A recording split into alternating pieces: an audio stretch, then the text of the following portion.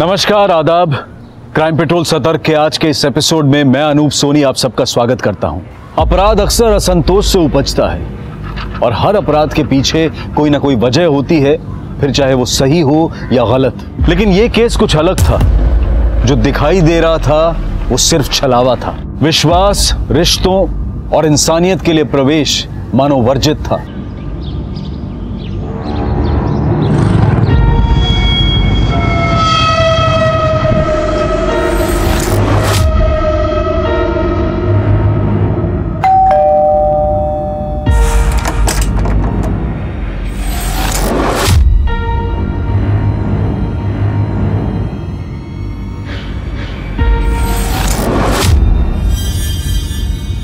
पापा रुको।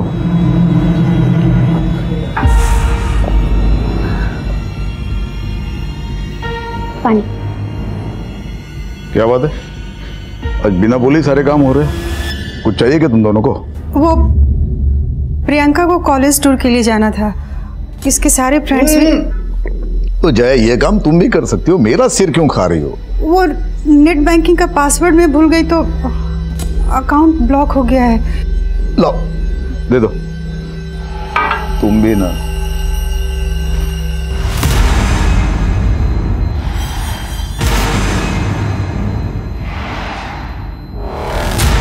इस लड़की का फोटो क्यों रखा है फोन पर? मुझे इमोशनल ब्लैकमेल करना चाहती हो? ये लड़की मेरे लिए मर चुकी है। ऐसे मत बोलिए, आज जन्मदिन है रश्मि का। जन्मदिन उनका होता है जो जिंदा होते हैं। मरे हुए लोगों की बरसी मनाई जाती है। काश 25 साल पहले अपने हाथों से उसका गला दबा के उसे मार दिया होता, तो आज कम से कम उसकी वजह से समाज में बेइज्जत तो ना होना पड़ता।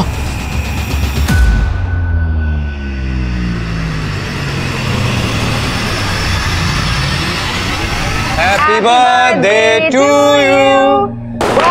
Happy birthday. Happy birthday. Happy birthday.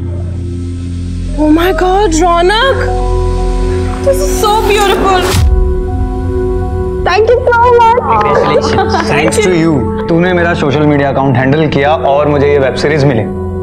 किसी पोस्ट को कैसे वायरल करते हैं ये बंदी जानती है। पोस्ट गाइस सी किसी भी पोस्ट को वायरल या ट्रेंडिंग करने का एक सिंपल फंडा है। बदनाम हुए तो क्या हुआ, नाम तो हुआ ना। पॉइंट है boss.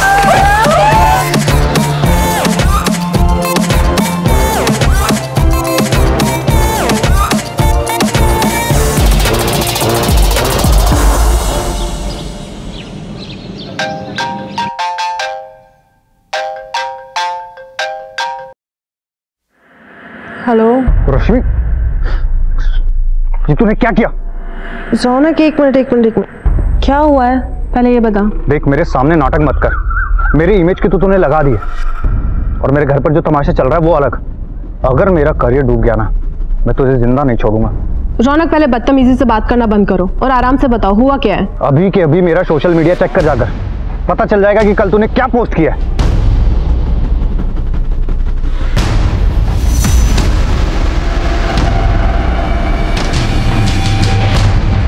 What's wrong with you, रश्मि? ये क्या कर दिया है तूने?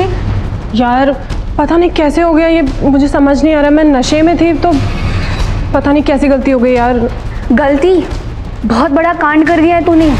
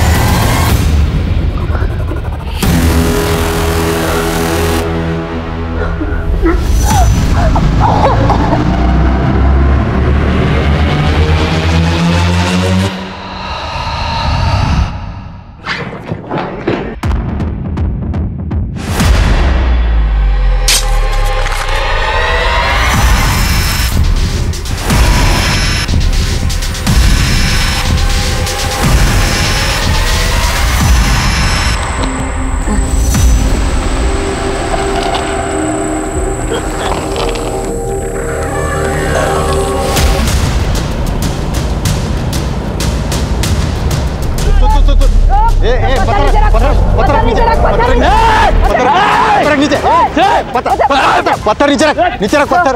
इस भिखारी के पास एक सूटकेस है जिस पर खून के धब्बे। लोगों ने देखा तो पीसीआर को फोन किया। अब ये किसी को पास नहीं फटकने दे रहा सूटकेस के सर। पत्थर नीचे रख। पत्थर नीचे रख। पत्थर नीचे रख। गुप्ता राम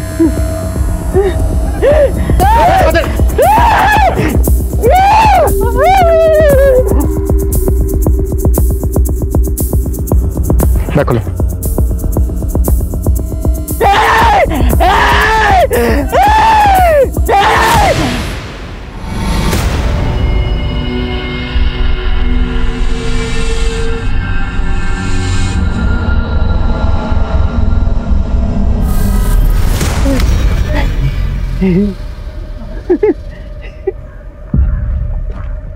तूने क्या है ना सब?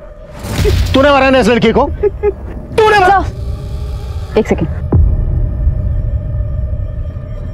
सर, ये भिखारी मंदबुद्धि है। ये मंदबुद्धि है या तेज बुद्धि है ये तो चेकअप के बाद ही पता चलेगा। हो सकता है इसने ही मारा हो इस लड़की को और पकड़े जाने के डर की वजह से एक्टिंग कर रहा हो। नहीं सर, आसपास लोगों से पूछताछ की थी, वो कई सालों से इसे ऐसे ही देख रहे हैं, यूं ही घूमता रहता है।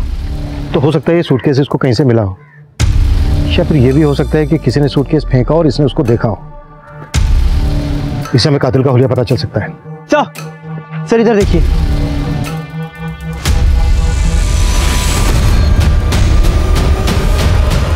ये खून के निशान सिर्फ यहीं तक है, इसके बाद उस तरफ खून के बिल्कुल निशान नहीं है। तो इसका मतलब यह है कि सूटकेस को यहां से घसीटते हुए वहां तक ले जाया गया।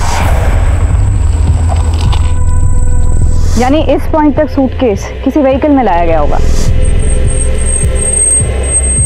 राइट। जाहिर सी बात है यहाँ पे कोई सीसीटीवी तो होगा नहीं। इस रास्ते पर आने वाले जितने भी रूट्स हैं उन सब की सीसीटीवी फुटेज चेक करो। उन रूट्स पर आने वाली सभी गाड़ियों को खंगालो। सर, बॉडी को पोस्टमार्टम के लिए भेज देते हैं। और दिल्ली एनसीआर में जितनी भी मिसिंग कंप्लेंट फाइल हुई हैं उन सबको खंगालो। हो सकता है इस लड़की की गुमशुदगी की रिपोर्ट लिखवाई गई। सर, नेट बंद होगा उसका, मिस्ड कॉल देखेगी तो खुद ही कॉल करेगी। पर मम्मी, दीदी का नेट कभी नहीं बंद रहता है, उनका तो सारा काम ही नेट पर है ना। बेटा बिजी होगी। और एक काम कर, तू जाके खाना गर्म कर, तेरे पापा आते ही होंगे, उनको पता चल जाएगा तो तू समझ रही ना बेटा। क्या तो क्या मम्मी, क्या कर लेंगे वो? दीदी ना एकदम सही बोलती है, हम सब पापा के हाथ की कठपुतलियां हैं। क्या वो कभी हमारे बारे में सोचते हैं कि उनकी बेटियों की, उनकी बीवी की भी कोई अपनी विशेष हो सकती है, लाइफ हो सकती है? लेकिन नहीं, वो हमारे बारे में बिल्कुल नहीं सोचते। मैं क्या कुछ गलत बोल रही हूँ मम्मी?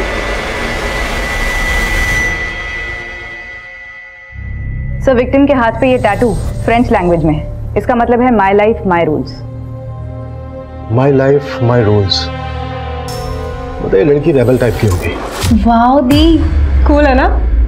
इसका मतलब है मेरी जिंदगी मेरे नियम, मेरी जिंदगी अपने हिसाब से चलाऊंगी, जैसे कि मैं हूँ। तू जानती क्या है ये? क्या कर दिया? मुंह पर तो काली पोत चुकी हो तुम पहले ही, ये हाथ का भी सत्यानाश कर दिया। इसी तरह से ना यहाँ माथे पर लिख दिया हमारे कि नालायक बेटी का मजबूर बाप। पापा ऐसा भी क्या कर? अरे ये क्या कम कर दिया क्या तुमने? हाँ, मिटा दे, मिटा दे। वो नहीं निकलेगा। अरे कैसे नहीं निकलता है, देखते हम। पापा, दीदी को दर्द होगा। आजा। पापा, पापा, पापा, पापा नहीं, पापा प्लीज, पापा प्लीज, दीदी को दर्द हो रहा है, पापा प्लीज। पापा नहीं निकलेगा वो, प्लीज छोड़ दीजिए। याद रखना, ये मेरा घर है, यहाँ सिर्फ मेरे नियम चलेंगे, यहाँ तेरा कुछ नहीं चलेगा।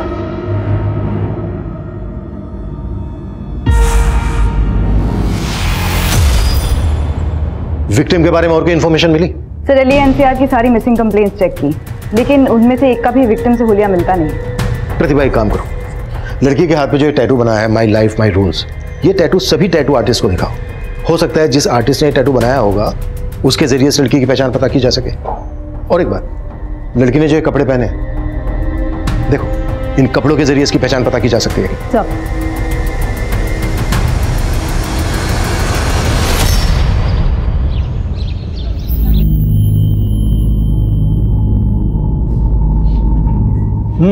सब्जी देना। अरे देना।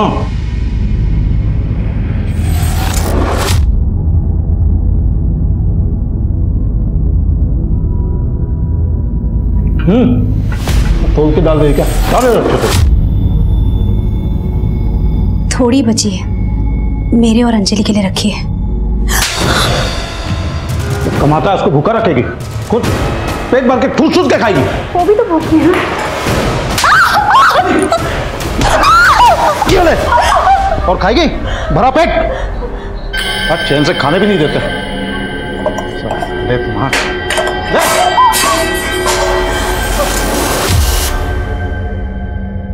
पोस्टमार्टम रिपोर्ट में लड़की की उम्र लगभग 25 साल है। मौत गला घुटने की वजह से हुई। सर, लाश सुबह 10 बजे मिली, लेकिन मौत 7-8 घंटे पहले ही हो चुकी थी। लाश 10 बजे मिली और उससे 7-8 घंटे पहले मर्डर हो चुका था, मतलब रात के कोई 2 से 3 के बीच में मर्डर हुआ होगा। जी सर। बॉडी के टुकड़े मारने के बाद किए गए, वो भी किसी तेजधार हथियार से। और विक्टिम के ब्लड में अल्कोहल के ट्रेसेस भी मिले। सेक्सुअल असॉल्ट बहुत ही ब्रूटली हुआ है। प्राइवेट पार्ट बुरी तरह से डैमेज है। टैटू के जरिए लड़की के बारे में कुछ पता चला? तो सभी टैटू आर्टिस्ट का यही कहना है कि ये tattoo my life my rules 1-2 साल पहले काफ़ी पॉपुलर हुआ था। तब कई लोगों ने बनवाया था। इनफैक्ट सर, लड़की के कपड़ों से भी कोई क्लू नहीं मिला है। प्रतिभा, एक काम करो, लड़की की फोटो सभी न्यूज़पेपर में पब्लिश करवाओ, शायद कोई आइडेंटिफाई कर ले। सब सरकार ने कल से धारा 144 लागू कर दी है। सुना है बहुत खतरनाक बीमारी है ये। अब बता, चाइना में तो कई लोगों की मौत भी हो गई वायरस की वजह से। अब पता नहीं क्या क्या दिन दिखाएगा ये कोरोना यार।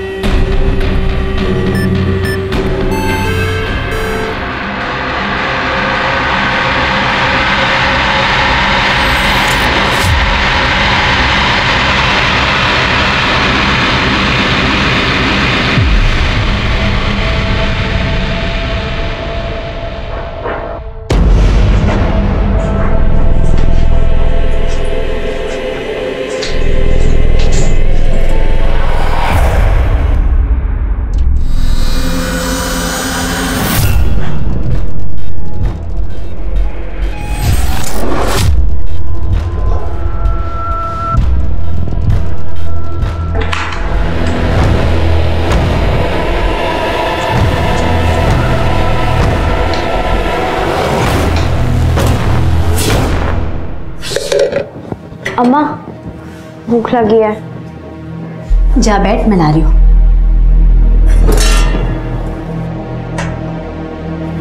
माँ, हाँ, सब्जी नहीं बनी? तेरे बाबा के लिए रखी है बेटा। तू जानती है ना, अगर उन्हें कम पड़ा तो हम दोनों को खा जाएंगे। पता नहीं कब पीछा छूटेगा उस आदमी से। ऐसा नहीं बोलते बेटा, जैसे भी हैं तेरे बाबा हैं, और हमें जो भी मिल रहा है ना उन्हीं की वजह से मिल रहा है, समझी? इंदु भाभी, गणेश भैया का एक्सीडेंट हो गया, जल्दी चलिए।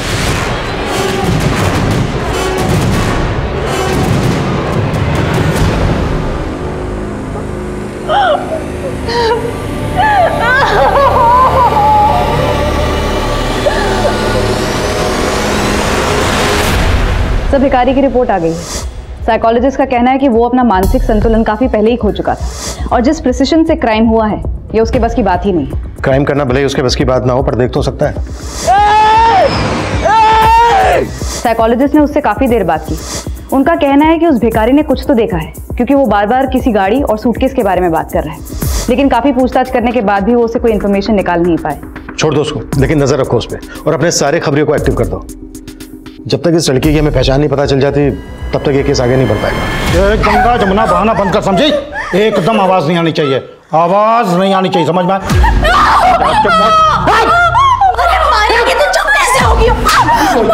अरे ऐसा नहीं मानोगे तुम लोग।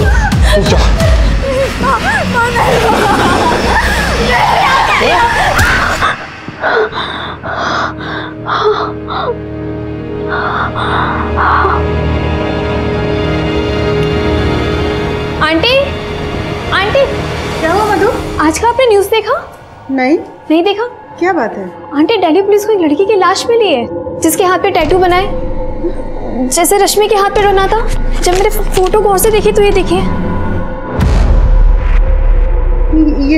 ये मेरी रश्मि नहीं है। मेरी रश्मि तो मुंबई में है। क्या हुआ? वो तो 3 साल से दिल्ली आई ही नहीं। अंकल, ये क्या हुआ है बताइए।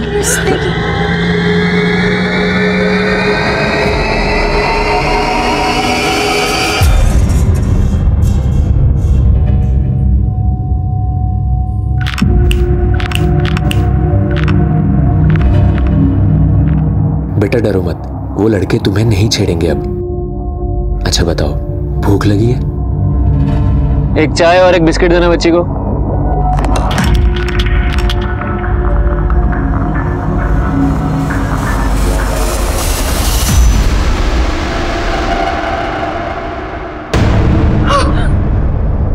मेरे बच्चे!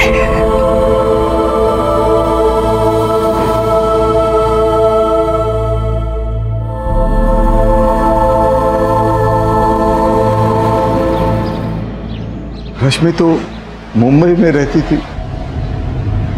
जब हमने अखबार में खबर पड़ी। माधव जी, आप हमें रश्मि का मोबाइल नंबर दे दीजिए। मोबाइल? सर, वो रश्मि दीदी का फोन चोरी हो गया था, तब से उन्होंने नया नंबर नहीं लिया। ठीक है, आप हमें रश्मि का पुराना मोबाइल नंबर और मुंबई का एड्रेस दे दीजिए। आप लोगों की आखिरी बार कब बात हुई थी रश्मि के साथ? 6 दिन पहले बात हुई थी इंटरनेट पर। मुंबई में ही हो प्रियंका, और कहाँ जाऊंगी? रश्मि दीदी 3 साल हो गए, अब तो घर आ जाओ। देख, मैं उस जेल में वापस नहीं आ सकती, वरना जेलर साहब और पापा मेरी जान ले लेंगे। हम इंटरनेट के थ्रू ही बात किया करते थे। रश्मि कौन सी कंपनी में काम करती थी? कंपनी का तो नहीं पता, लेकिन किसी टैलेंट मैनेजमेंट कंपनी के साथ वो काम करती थी। रश्मि अगर मुंबई में रहती थी तो उसकी लाश यहाँ दिल्ली कैसे पहुंची होगी? मुंबई पुलिस से कांटेक्ट करो और रश्मि की सारी इंफॉर्मेशन निकालो। एक तरफ रश्मि के कातिल की तलाश पुलिस को मुंबई ले गई थी, तो दूसरी तरफ दिल्ली से सटे गाजियाबाद में भी एक बहुत ही बड़ी घटना घटी। सर, ये कुमार जायसवाल का घर है। सर, बड़े ही दबंग आदमी थे, अपने वार्ड के पार्षद भी रह चुके हैं। सर, इनकी लाश।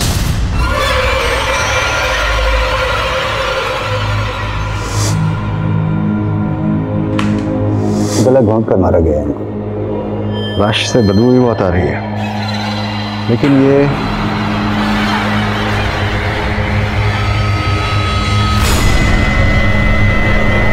लगता है इस रस्सी का इस्तेमाल गला घोंटने के लिए किया गया है। कांस्टेबल, इसको फॉरेंसिक जांच के लिए भेजो। अच्छा, घर में लूटपाट जैसी भी कोई घटना घटी है? हाँ सर, पूरा घर बिखरा पड़ा है। सबसे पहले लाश को किसने देखा? सर, इनके पड़ोसी अजीत महतो। साहब, 1-2 दिन से मैंने जायसवाल साहब को नहीं देखा, और जब ये थाली वाला कार्यक्रम हो रहा था उस वक्त भी बाहर नहीं आए। अरे जायसवाल साहब! जायसवाल साहब! अरे बाहर निकलो!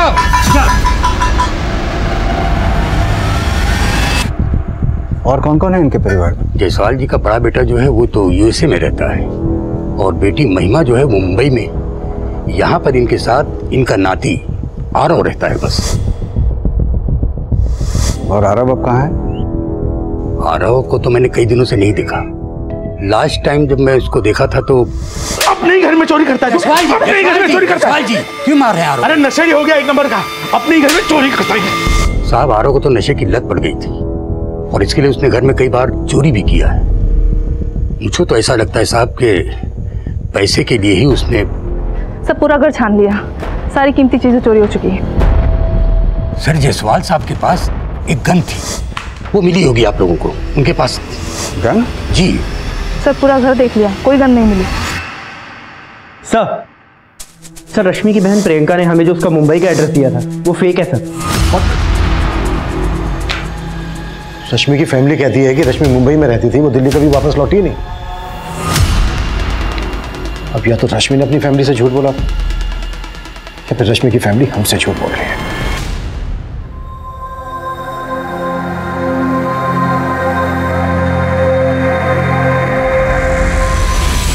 बेटा, मुंबई जाना जरूरी है क्या? हाँ माँ, मेरी ड्रीम जॉब है। जो सैलरी मुझे मुंबई में मिलेगी वो नोएडा।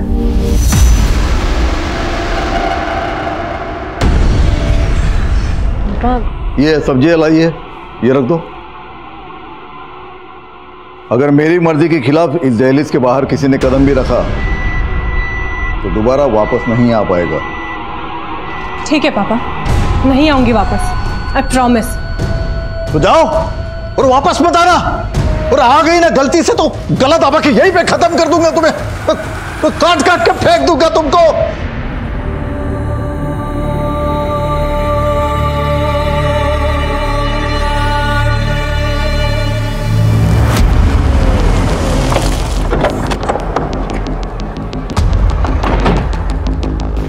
ये क्या बात कर रहे सर आप? हम आपसे झूठ क्यों बोलेंगे भला? देखिए, पहली बात तो मेरी रश्मि से कभी बात होती नहीं थी, ये प्रियंका की बात होती रहती थी। तो प्रियंका तो बता देना उनको। रश्मि जब मुंबई से तुझे फोन करती थी और जब मुंबई में रहती थी कहाँ कहाँ घूमने जाती थी सब बताती थी ना तुझे, तो बता देना इनको। सर रश्मि दीदी मुंबई में ही रहती थी, मलाड में। वो दिल्ली में रहती थी, उन्होंने कभी मुझे ऐसा बताया नहीं। और वो मुझसे क्यों झूठ बोलेंगी सर? प्रियंका, अगर कोई ऐसी बात है जो तुम अपने माँ बाप के सामने हमसे नहीं बताना चाहते तो एक मिनट माधव जी, एक मिनट, तो तुम हमसे अलग से भी बता सकते हो। नहीं सर, ऐसी कोई बात नहीं। ये रश्मि का परिवार हमसे झूठ बोल रहा है और एक दूसरे से भी। रश्मि की फैमिली पे नजर रखो सर। और सर, रश्मि के पुराने नंबर की डिटेल्स कल तक आ जाएंगी। वो किन किन लोगों के साथ टच में थी ये भी पता चल जाएगा। रश्मि के दोस्तों से मिलते हैं, हो सकता है जो बात हमें रश्मि की फैमिली नहीं बता रही उसका दोस्त बता।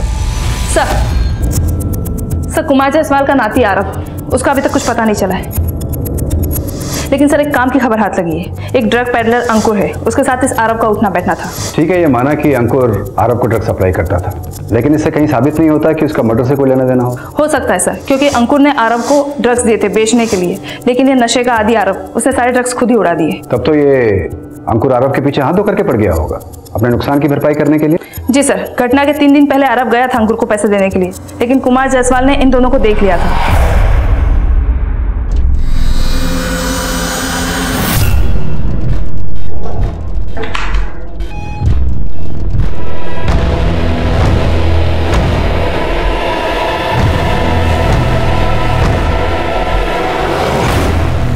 नाना जी, वो मैं ये जहर खरीदने के लिए तूने घर से पैसे चुराए? हाँ, यही से कहा तुझे। तू कहाँ जा रहा है? पैसे दे मेरे, वरना गोली मार दूंगा। पैसे दे, पैसे दे, पैसे। रोक रोक। अपने खबरियों से कहो इस अंकुर की कुंडली खंगा ले। सर रश्मि के फादर माधव अंकल बहुत कंजर्वेटिव और गुस्सैल आदमी है। ऊपर से वो रश्मि से तो बहुत ज्यादा ही चिढ़ते थे। एक बार तो अच्छा सुनना, वो फाइल प्लीज आज मुझे कंप्लीट करके दे दे। हाँ, और मेरी फाइल रहेगी, वो भी ईमेल करना था मुझे। मैं लेट हो रहा हूँ, मुझे निकलना है। और कल तुम्हें कब करना बता देना मेरे को, ठीक है? चलो। हाँ ठीक है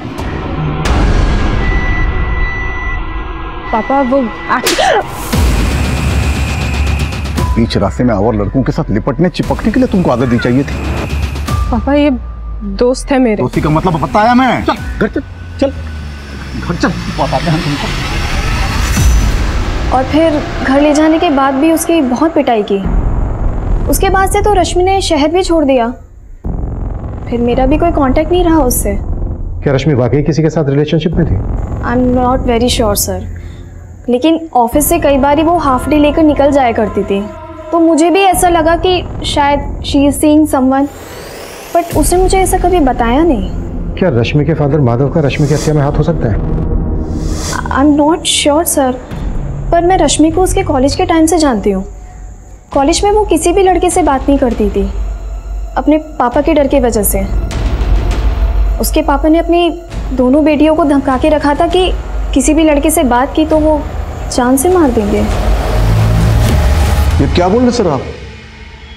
अगर मुझे रश्मि को मारना ही होता तो 3 साल पहले ही मारता मैं, जब मेरी मर्जी के खिलाफ उसने हमारे घर के दहलीज के बाहर कदम रखा था मुंबई जाने के लिए। देखिए सर, मैं बाप हूं उसका, और एक बाप का कर्तव्य होता है बच्चों को डिसिप्लिन सिखाना, जो कि मैंने मेरा कर्तव्य किया है। मैं बोल रहा हूं ना कि रश्मि के साथ ये जिस किसी ने भी किया है ना, उसे कड़ी से कड़ी सजा मिलनी चाहिए। तो मिलकर रहेगी, तो चाहे वो कोई भी हो, आप ही क्यों ना हो। अगर आपको यह लगता है कि यह सब मैंने किया है तो आप साबित करके दिखाइए। अब मैं चलूं?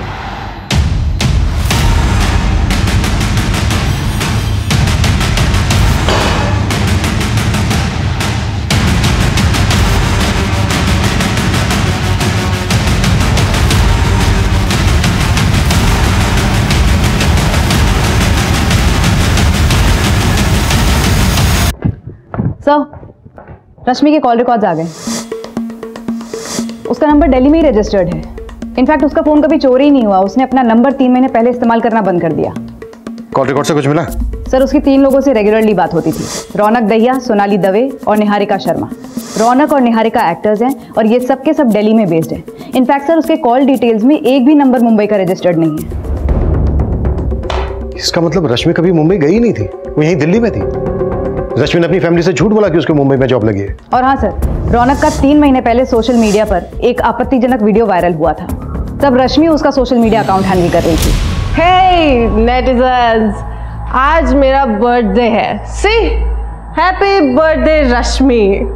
और आज मेरे बर्थडे पे मैं आप सबके साथ ना बहुत सारी बातें शेयर करना चाहती हूँ। मैं पिछले 3 साल से इंडिपेंडेंट हूँ और मेरा करियर भी एकदम मस्त जा रहा है। लेकिन कभी कभी ना लाइफ की गाड़ी डिरेल हो जाती है, लेकिन मैं उसे सक्सेसफुली ट्रैक पर लेकर आऊंगी क्योंकि I believe in my self. और मैं आप सबको भी ये कहना चाहती हूँ, हमेशा अपने आप पर बिलीव करना, अपनी शर्तों पे जीना। और अरे मैंने बहुत बोल लिया। लेट्स मीट द हॉट चिक निहारिका। कौन? हाय। अरे इधर आया। Oh god, wait wait. पीछे पीछे। Oh god, look at that, look at that. क्या कर रही है? बंद कर। Breaking news, womanizer lady boy कहलाने वाले माचो मैन रौनक दहिया है किसी और लड़के की बाहों में। इसी के क्या लगता है आप लोगों को? Stop it man, God chill. ये होना कोई क्राइम नहीं होता। वो रियल लाइफ में भी माचो और रियल लाइफ में भी माचो। यार राइट, ओके। तो क्या ये सेम बात इसकी वाइफ को जाके बता सकती है? तो ये सारी बातें छोड़ यार। अच्छा तुम मेरी बात सुनो, तो मेरी प्रमोशनल वीडियो कब पोस्ट करोगी? यार तो वो अभी करूं? हाँ। अभी कर दीजिए। हाँ। रुक, just give me a minute. Niharika no बोलेगा, नो बोलेगा, नहीं यहीं रुक।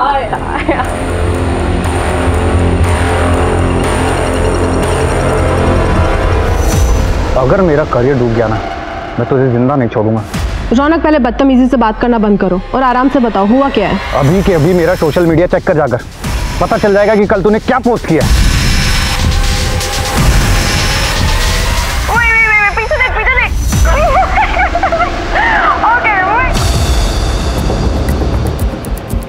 रश्मि 3 महीने से अपना मोबाइल फोन यूज नहीं कर रही थी, इंटरनेट कॉलिंग पे बात कर रही थी।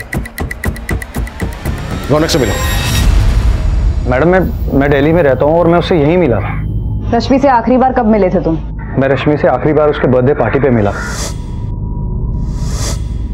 उस रात को मैं कैसे भूल सकता हूँ? उस रात की एक वीडियो ने मेरा पूरा करियर बर्बाद कर दिया। मेरी वाइफ मुझे छोड़कर चली गई। मुझे तो लगता है कि उसे उसके किए की सजा मिल गई। बहुत बड़ा ब्लंडर कर दिया था रश्मि ने सर, इसलिए उसे कुछ दिनों के लिए अंडरग्राउंड होने को बोला था मैंने। और तकरीबन 3 महीने पहले उसने अपना फ़ोन इस्तेमाल करना छोड़ दिया था और अपना नंबर फिर उसने दोबारा कभी यूज़ नहीं किया। रश्मि यहाँ दिल्ली में कहाँ रहती थी? यही साउथ दिल्ली में रहती थी। रश्मि यहाँ जो साउथ दिल्ली में रहती थी वो एड्रेस देंगे आप हमें? या श्योर।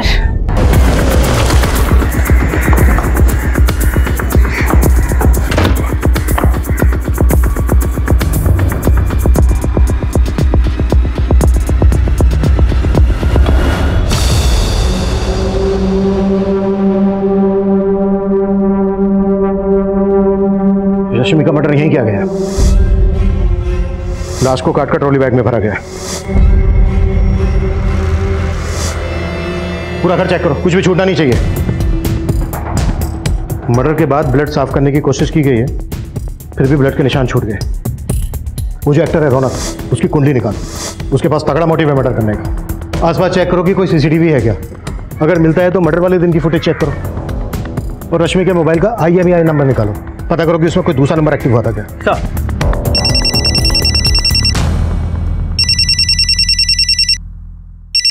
हेलो,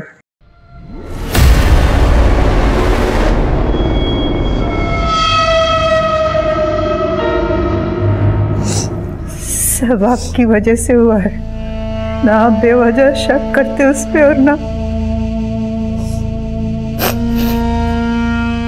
3 3 साल से हमारी बच्ची इसी शहर में रह रही थी, लेकिन एक बार हमसे मिलने तक नहीं आई। इसी बात को तुम समझ नहीं रही हो जया? 3 साल से इसी शहर में थी ना, फिर भी उसने तुमसे झूठ बोला। अपने घर से ज्यादा उसे अपने आजादी प्यारी थी।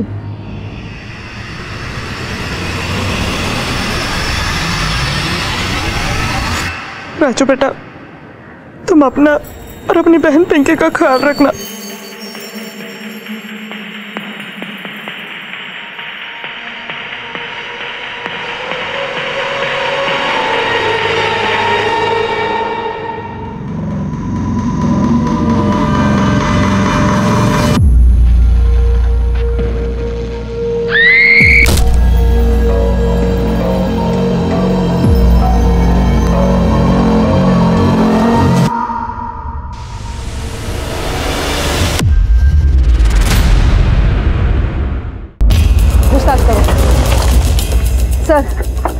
सर, ये फैमिली 4 महीने पहले ही यहाँ शिफ्ट हुई थी।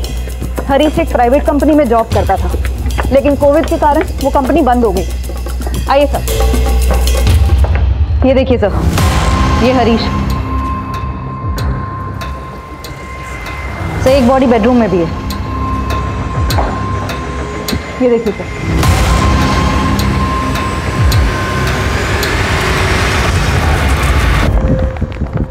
हरीश की पत्नी सुषमा के सीडीआर में 1 नंबर सस्पिशियस मिला है। पिछले 2 दिन में इस पर कई बार लगातार बात हुई है। हेलो, नंबर आगरा का है, किसी ललिता श्रीवास्तव का। अभी स्विच ऑफ है।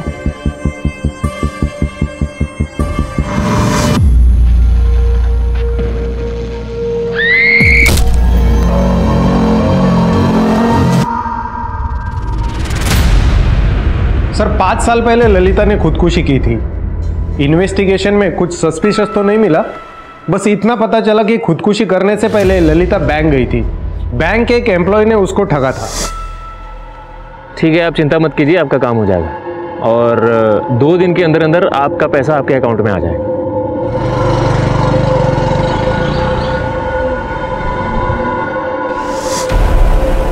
कौन था वो? ये केशव नाम है इसका। इसने ललिता को वादा किया था उनके जमीन पर वो लोन दिलवाएगा, लेकिन जमीन को धोखे से बेच दिया। अभी तक हमारे हाथ नहीं लगा है। ठीक है, तुम हमें इसकी सारी डिटेल्स दो। सर, कौन हो सकता है वो जो 5 साल पहले मिली ललिता के मोबाइल नंबर से हमारी दूसरी विक्टिम सुषमा से बात कर रहा था? हाँ प्रतिभा। सर, रश्मि के मोबाइल के IMEI नंबर से एक नए नंबर का पता चला है। उसका CDR निकाला तो पता चला वो किसी मनीष अग्रवाल नाम के आदमी से टच में थी। मैं आगरा से निकल रहा हूँ, थाने बुलाओ उसको।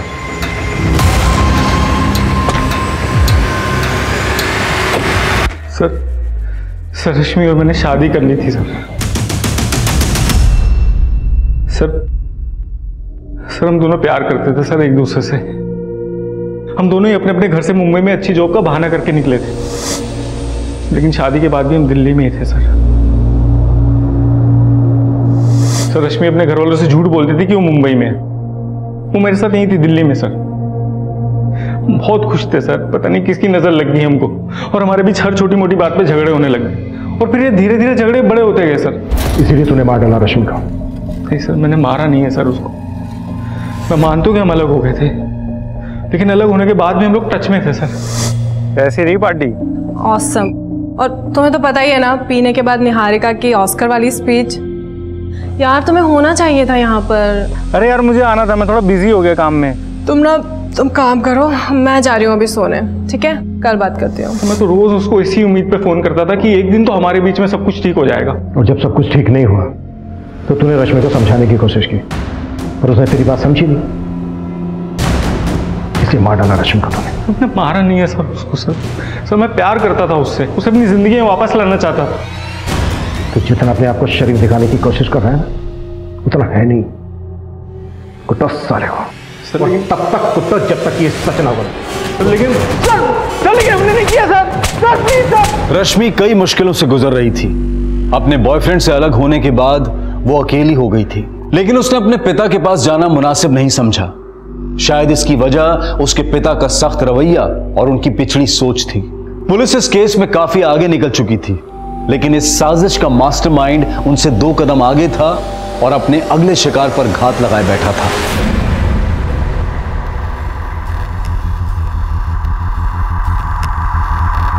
अंजलि बेटा कितनी देर कर दी? सॉरी माँ, काम थोड़ा ज्यादा था। बस काम काम काम काम के चक्कर में ना तुम माँ को भूल जाएगी, है ना? अब आप नाराज मत हो। अच्छा एक काम करते हैं, हम ना आपका दिमाग ठंडा करने के लिए ठंडी ठंडी कुल्फी खाते हैं, यहाँ पास ही में बहुत अच्छी मिलती है। क्या हुआ? कुछ नहीं, चल। कब से बैठ के इंतजार कर रही थी मैं, अब आएगी अब आएगी।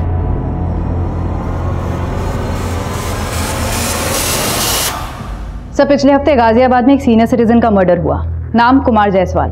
मोडस ऑपरेंडी लगभग हरीश शाही के फैमिली के मर्डर्स जैसी। रस्सी से गला घोटकर हत्या, घर में लूटपाट एंड नो फिंगरप्रिंट्स। और हाँ सर, गाजियाबाद पुलिस को क्राइम सीन से नायलॉन की रस्सी मिली। नायलॉन की रस्सी? कोई अरेस्ट हुआ था उस केस में? 2 लोग सस्पेक्ट हैं।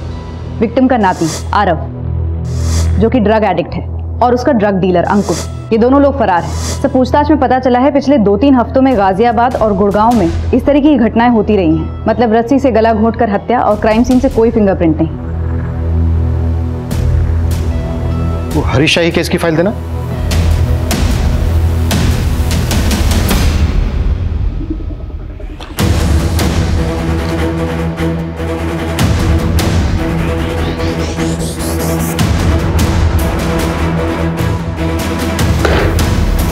इसमें कोई डाउट नहीं है गाजियाबाद में हुए मर्डर का हरीश की फैमिली में हुए मर्डर से कनेक्शन है। ऐसी चीजें खंगालो जो इन मर्डर्स में कॉमन है। सब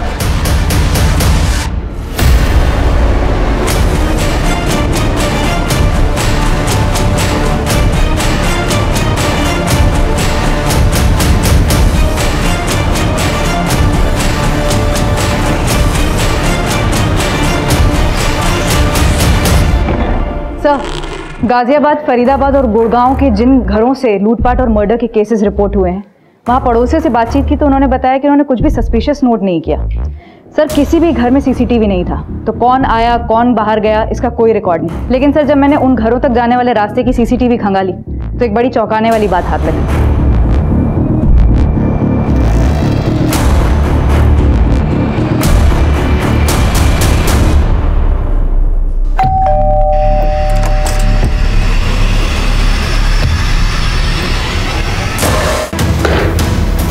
इसमें कोई डाउट नहीं है गाजियाबाद में हुए मर्डर का हरीश की फैमिली में हुए मर्डर से कनेक्शन है। ये देखो, दोनों ही केसेस में ब्लड टेस्ट करवाए गए हैं, वो भी एक ऐसी कंपनी से जो ब्लड सैंपल घर पर लेने आते हैं। सर इसका मतलब ये गिरोह है जो टेस्ट करने के बहाने घर में घुसता है और क्राइम करता है। हाँ जी जी, वो आपने ब्लड टेस्ट करवाया था ना, तो उसी की रिपोर्ट आई है। रिपोर्ट कब तक आ जाएगी जी? मुझे तो बहुत डर लग रहा है, कहीं मुझे कोरोना ना हो गया हो। माफ करना, आप कोरोना पॉजिटिव हैं। पॉजिटिव? जी हाँ, पर आप चिंता मत कीजिए, ये हमारी टीम है जो आपके घर को सैनिटाइज कर देगी। आओगे, आ जाओ। अरे आप चिंता मत कीजिए, पूरा घर सैनिटाइज हो जाएगा, डिसइंफेक्ट हो जाएगा। आप टेंशन एक मिनट पुत्र, एक मिनट, पहले मैंने बहू की रिपोर्ट तो देखने दे। अबे पापा जी, आप रिपोर्ट देख के क्या करेंगे? वो क्या है ना कि सारी मेडिकल लैंग्वेज है, तो आपको समझ में नहीं आएगी। मैनू सब समझ में आता है। तेनू पता नहीं है पुत्र, मैं अपने पिंड विच ना वैद था, वैद। बे बुड्ढे, फोन किसको लगा रहा है तू? हाँ, ज्यादा होशियारी कर रहा है तू।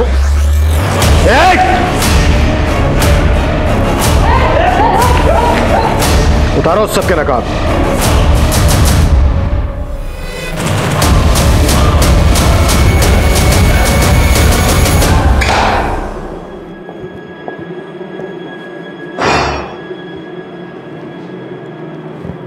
ललिता श्रीवास्तव तुम लोगों की पहली शिकार थी ना, जिसको लूटा तुम लोगों ने, जमीन हड़प ली उसकी। वो थी इतनी बेवकूफ कि उसको उल्लू बनाना बहुत आसान था सर। जब मैंने उसकी जमीन बेची तो आई थी मेरे पास रोती हुई। हाँ बोलिए, क्यों बुलाया मुझे यहाँ? प्लीज मेरे साथ ऐसा मत करो, वो जमीन मेरे लिए बहुत जरूरी है। देखिए, पेपर तो आप ही ने दिए थे ना मुझे। मैंने तो लोन के लिए दिया था। मैं कुछ नहीं कर सकता। अरे देखो, मैं मर जाऊंगी। आपको जो करना है आप कीजिए, मैं कुछ नहीं कर सकता।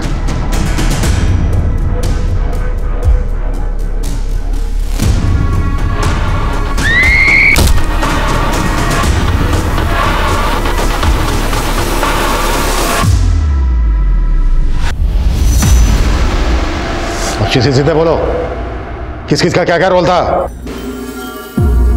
सर बशीर एक कंपनी में काम करता था जो लोगों के घरों में जाकर लोगों के ब्लड सैंपल और पैथोलॉजिकल कलेक्ट करते थे, और सर फिर यही हमें बताता था कि किस किस घर में कितने लोग रहते हैं और उनकी कितनी प्रॉपर्टी है। फिर अंजलि हर जगह जाके रेकी करती थी? हाँ सर, बहुत ही बेकार हालत में मिली थी सर मुझे, एकदम भूखी प्यासी। मेरे बाप से भी बढ़कर है वो, हमेशा अपनी बेटी की तरह ख्याल रखा। तब से मैं श्याम के साथ ही काम करती हूँ। जब हम लोग घर मार्क कर लेते थे तो उसके बाद अंजलि उस घर में जाकर ये देखती थी कि इस घर में कौन कितने बजे आता है, कितने बजे जाता है, कितने लोग रहते हैं, वो हमें पूरी रिपोर्ट देती थी। और सर नीलेश इस बात का ध्यान रखता था कि गाड़ी को कहाँ रोकना है, कहाँ से निकलना, ताकि हम लूट करके फटाफट उस रास्ते से निकल जाए। और सर फिर हम पूरी तैयारी के साथ लोगों के घरों में जाते थे।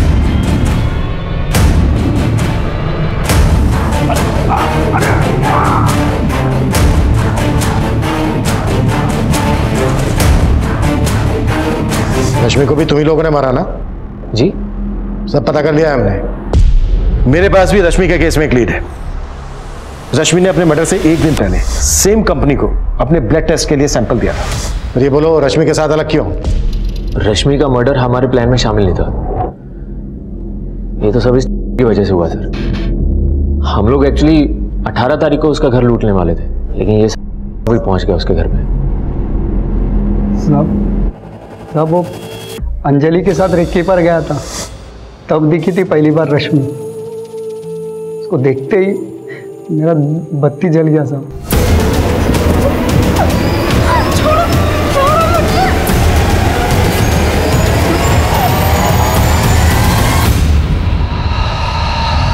उसकी बॉडी को काटा क्यों? साहब वो बैग के अंदर बॉडी आ नहीं रही थी, चॉपर लिया और काट के डाल दिया अंदर और बॉडी फेंकने गया। अधिकारी ने मुझे देख लिया साहब।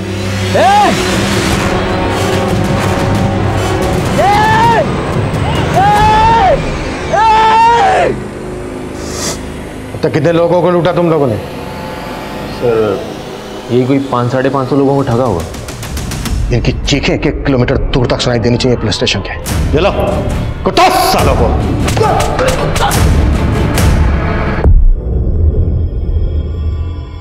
कोविड-19 के इस दौर में हमने इंसानियत की कई अनमोल मिसालें देखी, लेकिन कुछ लोग ऐसे भी होते हैं जो महामारी के माहौल को भी अपने फायदे के लिए इस्तेमाल करने से नहीं चूकते, जैसा कि इस केस में श्याम ने किया।